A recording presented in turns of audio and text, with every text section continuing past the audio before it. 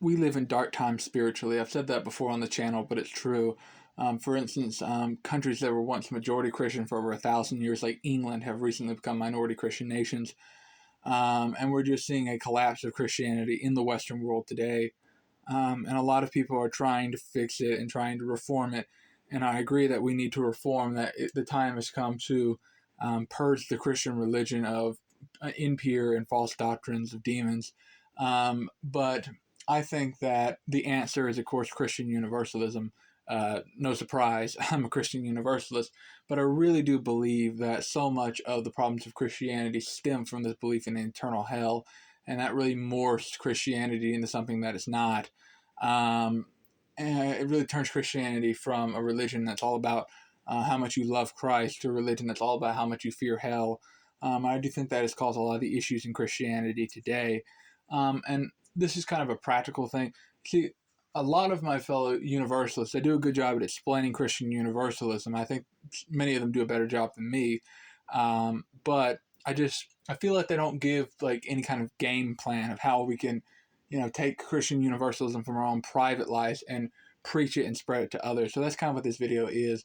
It's a short little game plan of how I think that a Christian universalist can best evangelize his local community, his family, his friends. A short little thing that I'm trying my best to practice myself.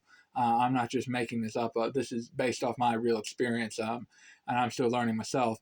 But I do think that we universalists should start developing a game plan of how to evangelize, how to spread the gospel, because I do think that we need to create universalist institutions. I take, for instance, that the mainstream churches, they're able to have mission trips. They're able to send missionaries either to other parts of the country, or they're able to send them to other overseas and preach their form of Christianity.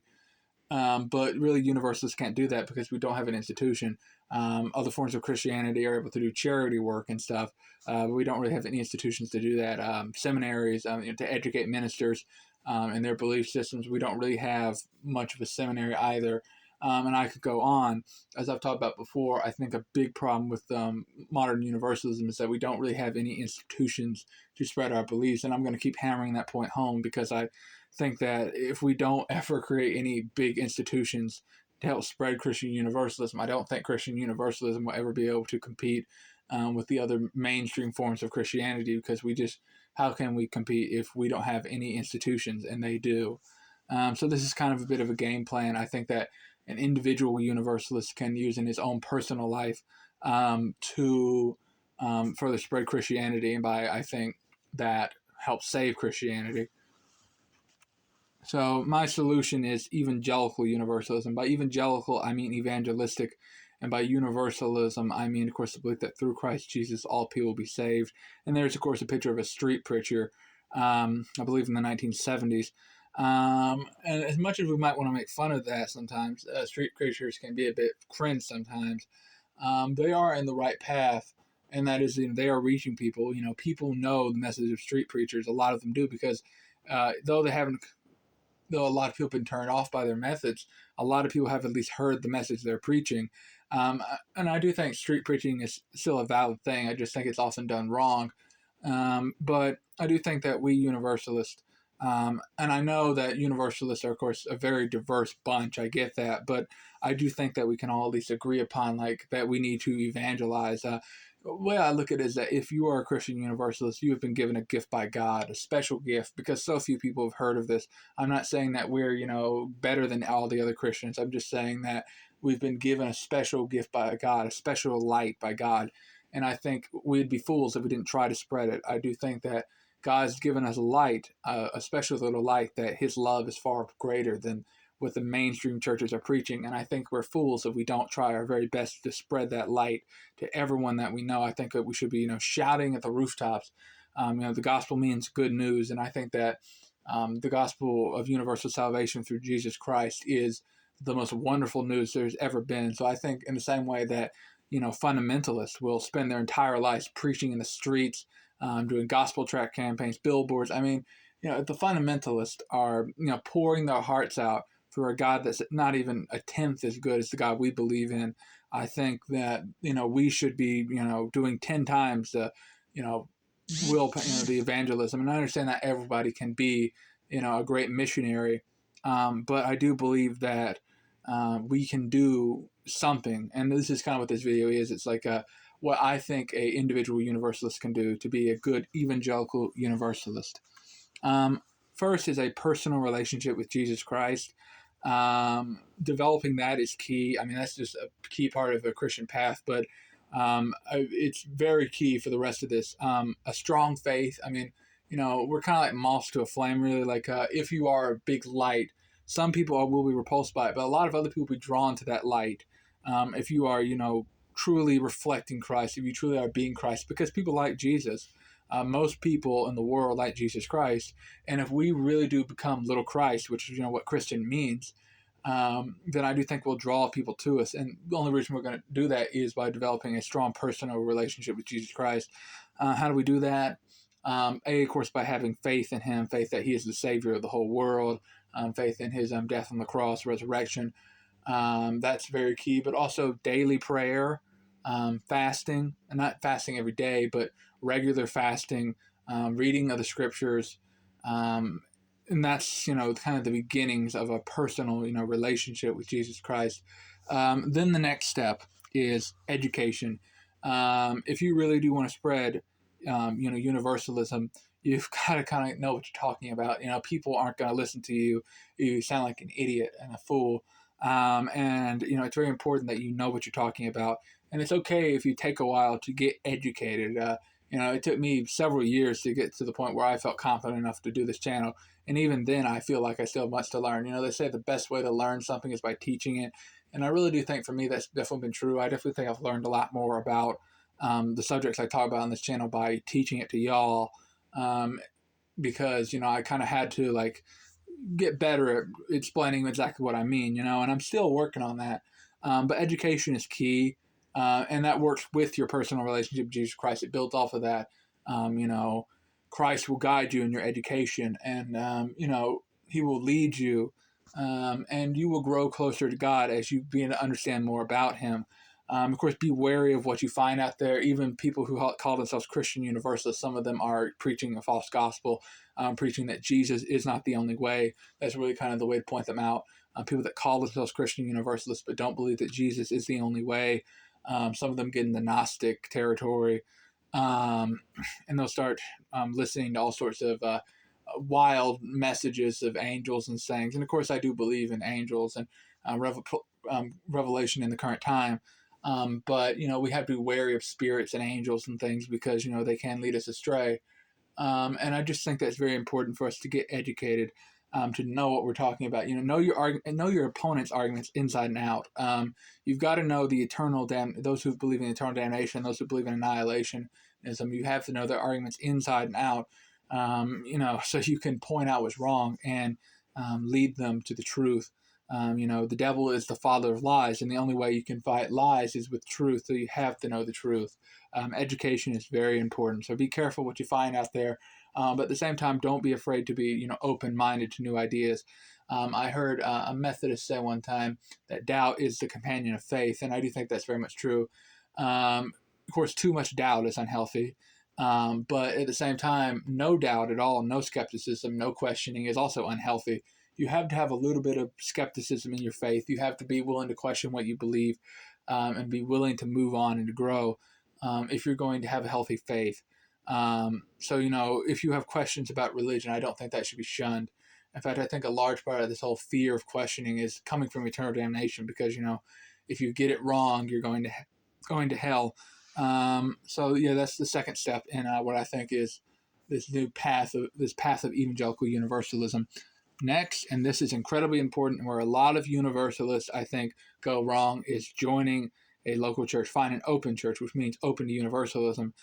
A lot of universalists either A, don't want to join a church at all and just stay Bible alone Christians, or B, they join a church but it still believes in eternal damnation. And I think both of those are terrible ideas because A, Bible alone, you're not really reaching the community, you're not really evangelizing. And of course, joining a church that believes in eternal damnation, you're kind of working against your cause there. Some universalists have attempted to found new churches, and more power to them. But I think a far more practical strategy because we're so small. Really, that's the biggest thing, and also that pre-existing churches have been built up over the course of decades and centuries, so they're already decades and centuries ahead of us on connections and resources and buildings and so on and so forth. Is to join a pre-existing church. I talked about this before in my video on missionaries to woke churches, but the best churches around today in the Western world, especially the United States, to evangelize are the more liberal churches. A lot of people in these churches I've talked about before are agnostic on the afterlife. They don't really know what comes next, but they're open to different ideas, really because of the fundamentalist modernist controversy, which is a big divide between the fundamentalists and the modernists in the late 19th century, early 20th century. In Christianity, you really kind of saw this divide from the liberal churches and the conservative churches.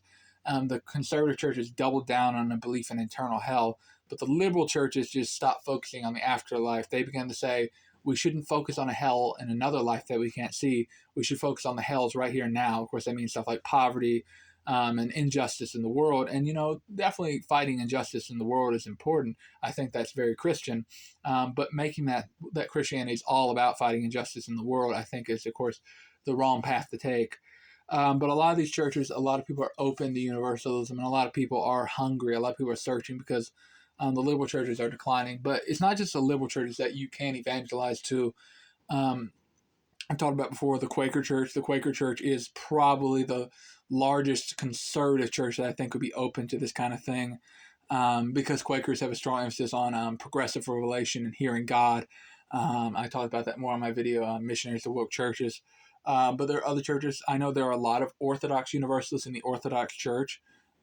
So, if you can find a Greek Orthodox or Oriental or whatever Eastern Orthodox church that is cool or at least open to universalism, and to the Orthodox Church's credit, I think that out of all the mainstream churches, they have the least abhorrent view on hell. If from my study, Orthodox Christians believe that a person can still be saved after this life until the judgment day, and then they believe it's finalized on the day of judgment. Some will be damned to an eternal hell, and some will be saved. I think that's still not great, but it is a lot better from what we're getting in the mainstream Christian world.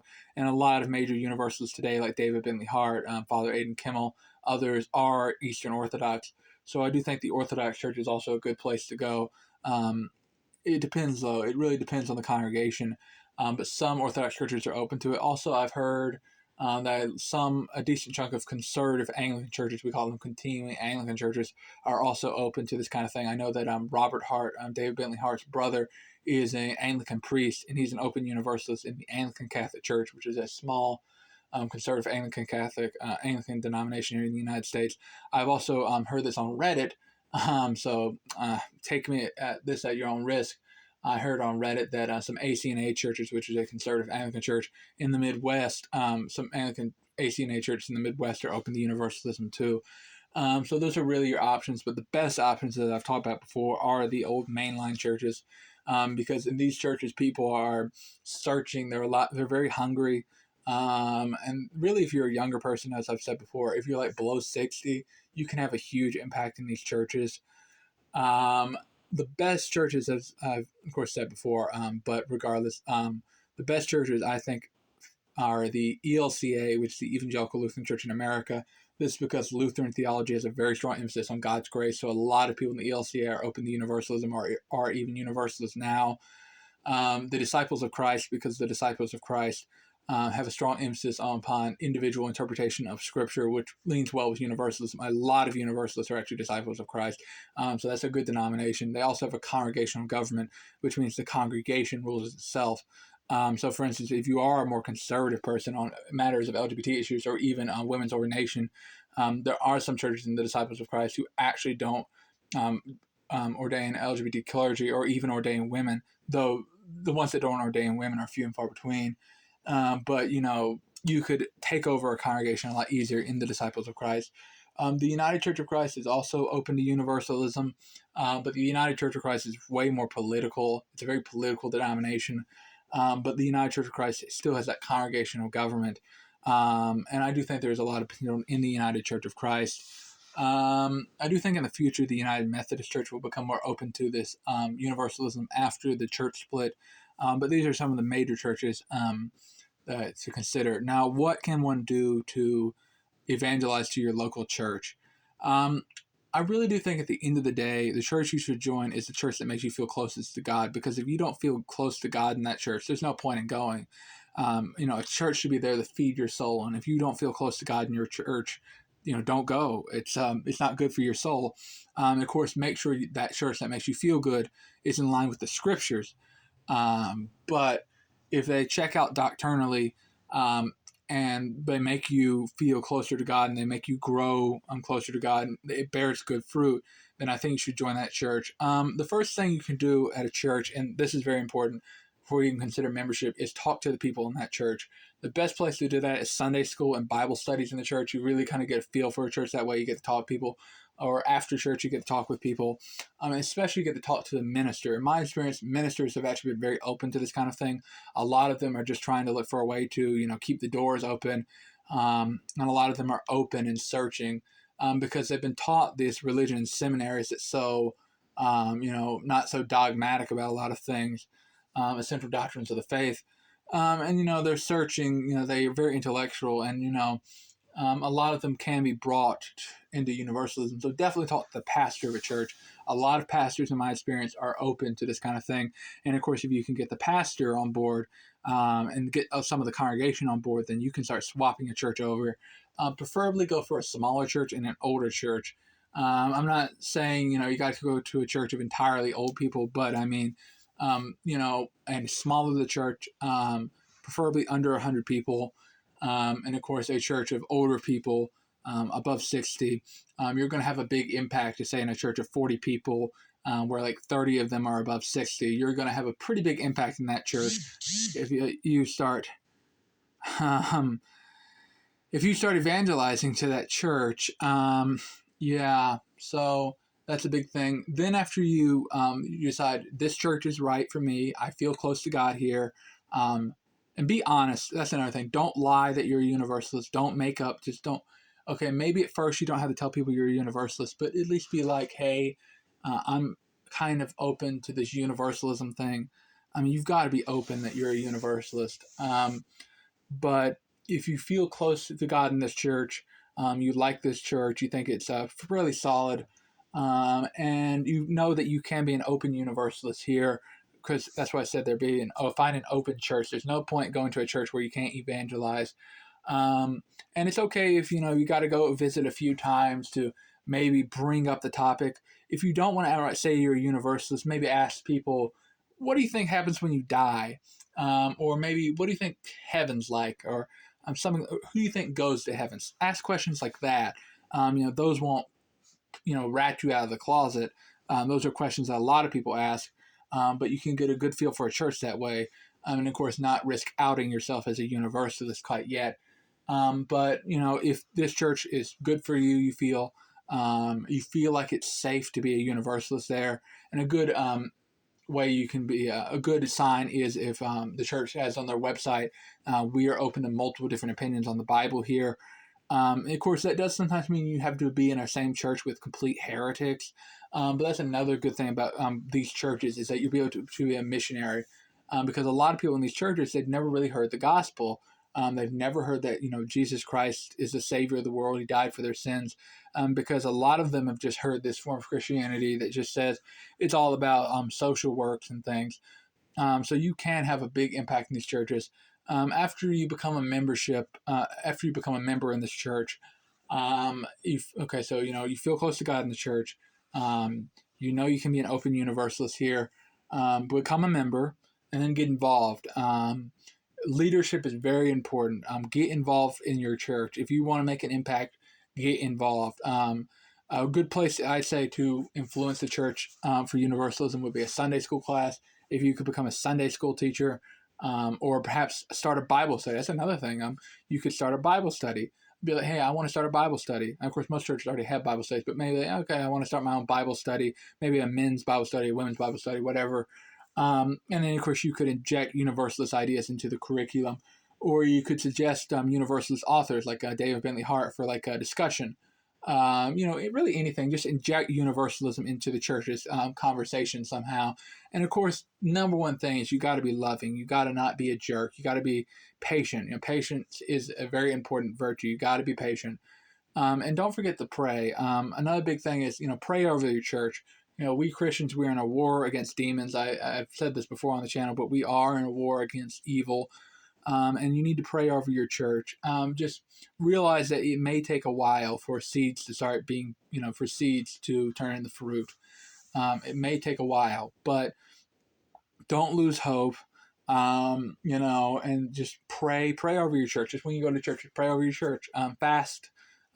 On fast days, go and pray to the church. Not pray to the church. Pray over your church. I think that's very important. But just find a way to sneak universalism into your local church. So that's a next big step there. So become a member, and then just start getting a position of leadership. A lot of these churches, they hand out leadership like free candy, just because a lot of them are so desperate. Like, if you show that you have a strong passion and you're not a jerk, if people like you and you have a strong passion, you're going to rise to the ranks in these churches, and you're going to rise to some pretty influential positions. And of course, if you have a lot of influence in a church, and if you're, a person that people like to listen to, they like to hang around, and of course, if you follow the earlier step of, getting an education on the matter, people are like, hey, you have a brain, maybe I should listen to you. You can have a big impact in your local church. Next is start evangelizing. Okay, so once you rise to a leadership position, I was already kind of talking about this before. Start evangelizing. Of course, I already talked about somewhat. Get to a leadership position in the church. I'm not saying, of course, be a likable person. Of course, get to a position where a lot of people know you and are willing to listen to you, and then just slowly start kind of mentioning universalism in the church. Maybe bring up universalist authors. Maybe talk about passages of scripture you really like. Start a Bible study, whatever. And of course, definitely talk to your pastor. A lot of pastors are well educated, and especially if you're a younger person, a lot of pastors are very excited to see a young person in a church that is very enthusiastic about their faith, and would be interested in listening to you, and just start evangelizing. There's other ways one can evangelize. I would highly recommend talking to people in real life about the topic. I've done this. I was doing that before I ever started the channel, was talking to people in real life about the topic. You learn a lot. I really have learned that though universalism is an amazing thing, a lot of people, if they don't care for religion or God or Christianity, aren't going to care. So you gotta find, think of the parable of the sower. Just some people, the devil is going to come and steal a seed out of their heart right away, as Jesus talks about in that parable. And just some people, they're just not going to be interested, but some people are. So just start evangelizing, talk with people that you know about it. And of course, talk with people online. Talking with people online about the topic is very different from talking with people in person. A lot of people online at least have some clue what they're talking about. They kind of find you, you don't find them. So that's another way. I would say another way is Bible tracts. I know gospel tracts, Bible tracts, whatever, are kind of seen as old fashioned, out of date. And, a lot of people are like, what about a Bible tract? But I mean, I do think Bible tracts have a lot of potential. One big thing is that they can find anyone. Like with universalism, I talked about before, you kind of got to go down a rabbit hole to become a universalist. But the great thing about Bible tracts is like normie Christians or normie people could find out about Christian universalism when they otherwise probably wouldn't have. Bible tracts also have the benefit of being able to just be around for years. Like somebody can find a Bible tract, maybe use it as a bookmark or something, and somebody later on down the road can find it. And Bible tracts have had a lot of impact. Bible tracts can reach all kinds of different people. And if your church is starting to kind of become open to universalism, then put on the Bible tract, then maybe, hey, if you want to learn more or whatever, this Bible tract is complimentary of so and so, I don't know, First Presbyterian Church or something, and that's kind of a way you can really reach people. Or maybe if you're really bold, maybe, I don't know, go out in front of a Walmart or something and just start handing out Bible tracts and be like, you could get some very interesting conversations that way. It just, okay, I know I'm saying a lot, but really just go back to the personal relationship with Jesus Christ, the foundation of this whole thing. whatever you feel that Christ is leading you to do, do it. Because he did command us to evangelize. I don't think I think that's a non-negotiable, but different people evangelize different ways. And finally, the other real way to evangelize is social media ministries. I did talk about, of course, talking to people online conversations, but don't be afraid to don't be afraid to, if you really do feel called, maybe start a YouTube channel. That's what I did, or some other social media app. But you can reach people that way. And of course, you can, various different means, reach people in a community. Really, kind of what I'm arguing for here is first, you got to focus on the people in your local church. Find a church that you feel like you can plant seeds, and hopefully God will harvest and reap, the seed into a bountiful harvest. Find a local church that you feel can be influenced for Christian Universalism.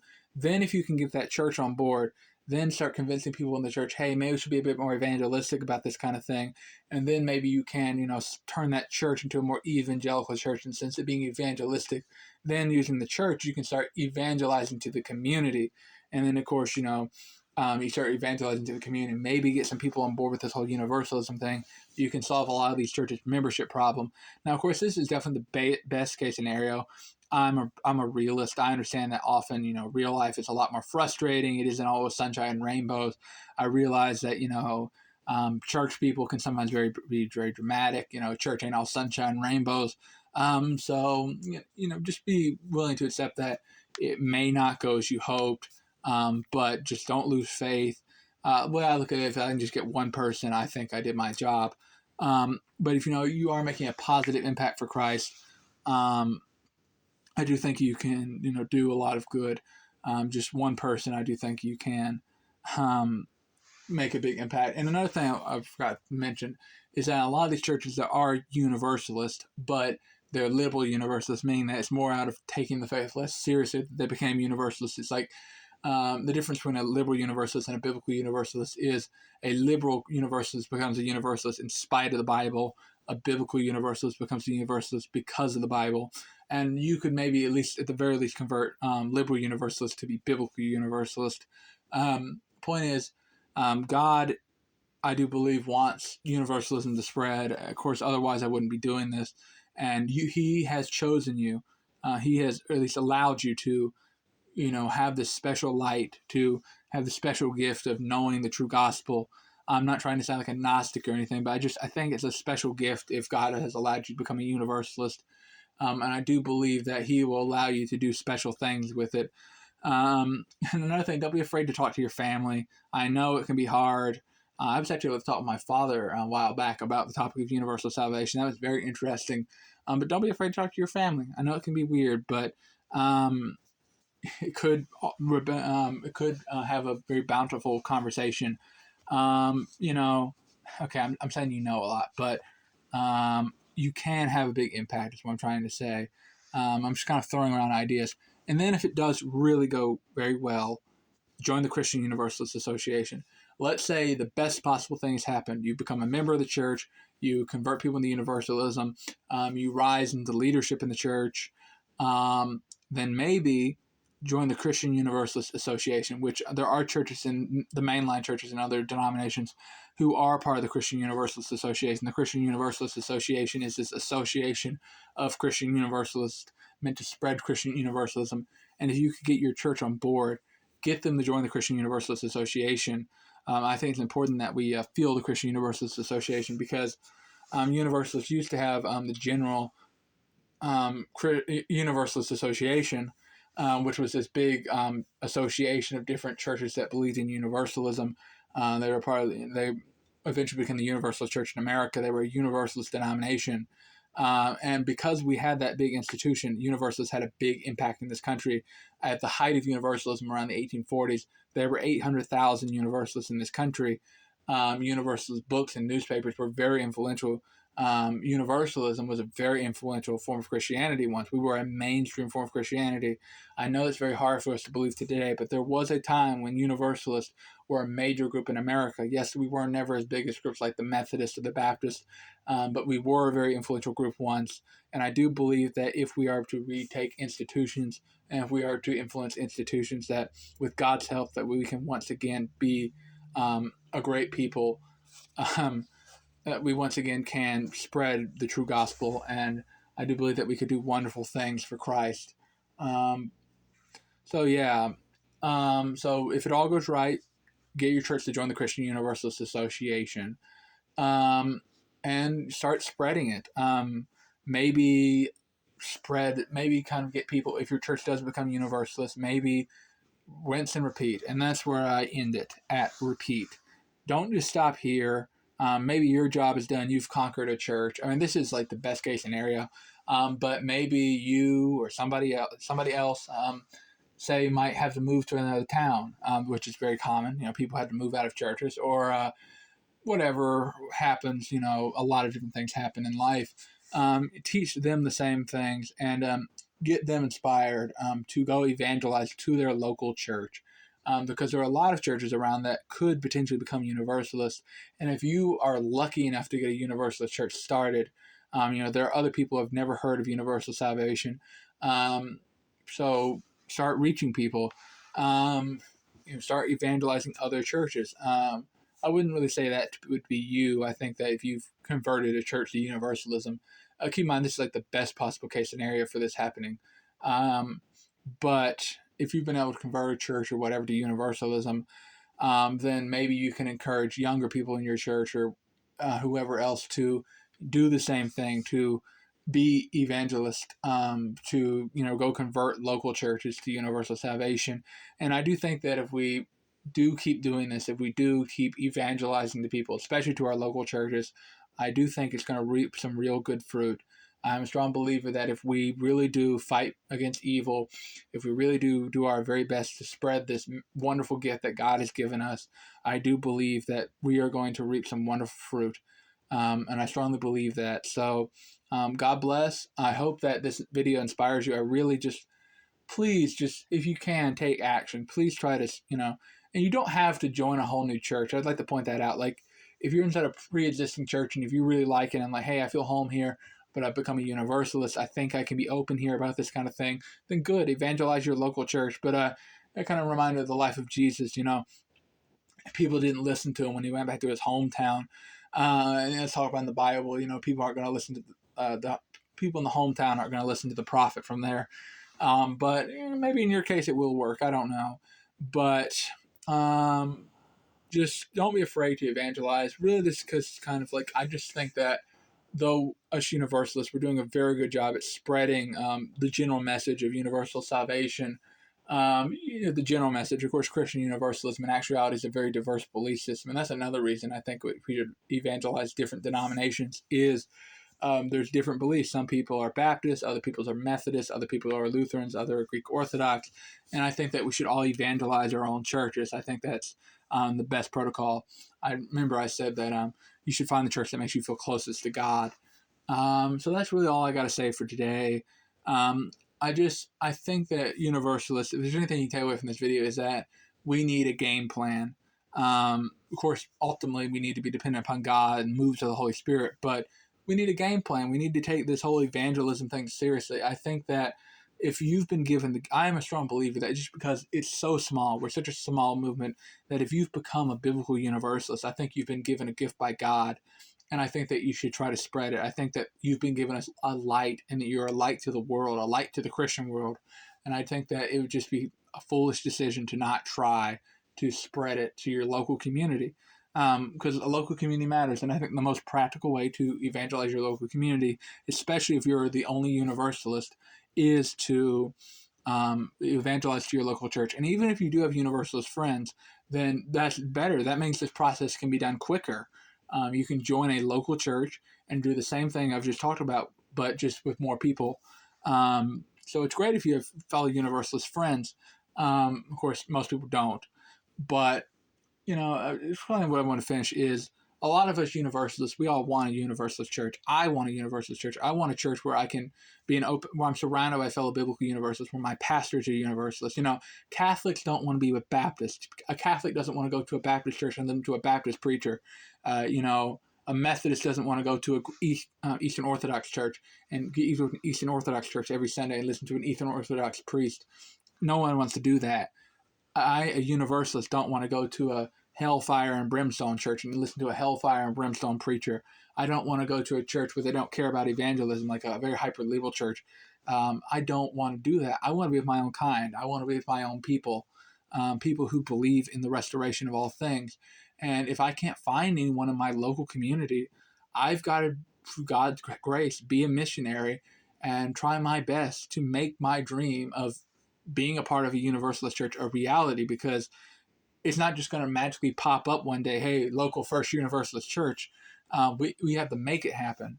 And I think, just for me, the only way we can really make that dream happen of being a part of a Universalist congregation, because I would love to be a part of a Universalist church. Like, that is, the dream. Who wouldn't want that? To be in a Universalist congregation. And I think the only way you're ever going to make that happen is if you go find a church and you start evangelizing, because I think that's the only way that's ever going to happen, or even have a chance of happening. That's all I got to say. I hope this video inspired you. Seriously, just please, just think about ways that you can start spreading Christian Universalism in your own life. God bless. Y'all have a good day. And thank y'all for praying for me. I've been doing a lot better with a lot of my stress and stuff I talked about in the video. Pray for me. I thank y'all so much. But still keep me in your prayers. I'm not 100% yet. Y'all have a good day. God bless. And my next video will be my 100 subscriber special. Well, thank y'all, and God bless.